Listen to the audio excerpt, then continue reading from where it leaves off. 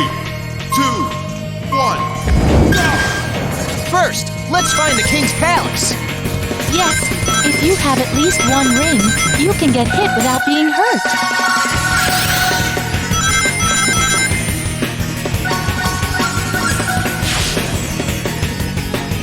That pillar is being manipulated by magic. Look out!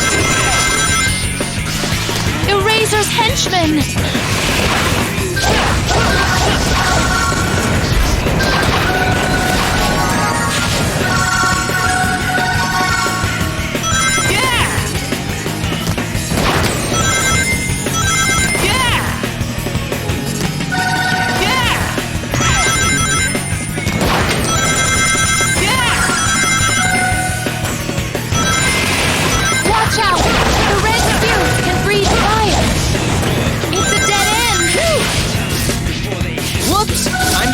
It should be cooler inside. Doesn't quite look like it.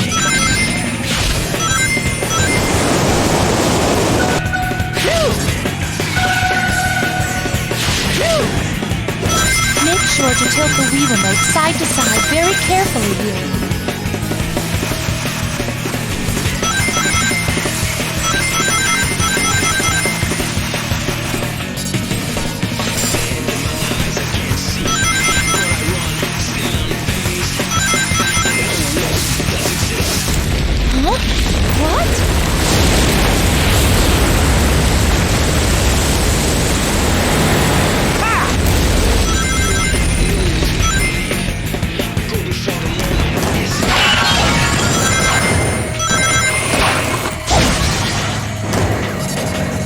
Just past that pier is the town. There it is! I see!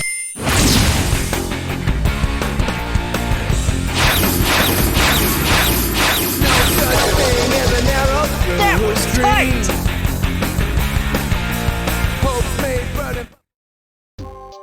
Sand Oasis is not a difficult stage by any means, which makes sense as it's the first proper stage in the game after the Lost Prologue, which in itself is just a glorified tutorial, and no, I'm not playing any of those levels. Despite that being the case, Sand Oasis presents a couple of challenges that someone who is trying to complete it in a fancy manner may run into. First of all, there are these boxes and jars littered in a few places throughout the stage. The most satisfying thing for me is to be able to crash into them while keeping up the pace. However, the props themselves can be inconsistent to deal with when considering collision. Sometimes you can just run through them with no problem, but other times they either won't break or they break but still slow your pace. And this in itself isn't a huge issue, it's just that when you have a route planned with inconsistent variables, it makes it iffy as to whether or not you'll want to incorporate it into your run. As for me, I did both. I couldn't let go of how cool it looks for Sonic to slide through these boxes and hit the spring, so I tried my best to get that every time. I found it more consistent to slide into the boxes just before I hit them in order to pull it off. But the other few times didn't matter as much to me, so I jumped over them entirely. It just personally depends on how you'd like to go about it, to be honest. The other issue I ran into had to do with this specific portion of the stage. As Sonic runs across here, the floor lowers, and that can sometimes spell bad news because you're likely to already be moving at fast speeds here, leading you to having to get your footing after the floor is essentially pulled from underneath you. I ultimately went for charging a jump near these jars and preparing for a short jump afterwards in order to keep up the pace.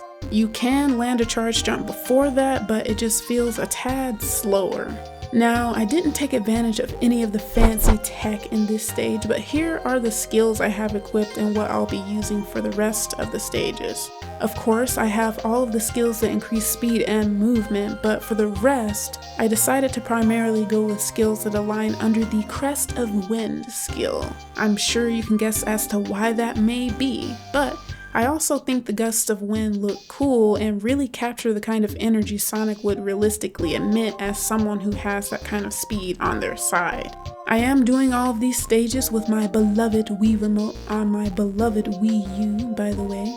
Next up will be Dinosaur Jungle, and until then, make sure to take care of yourselves and each other.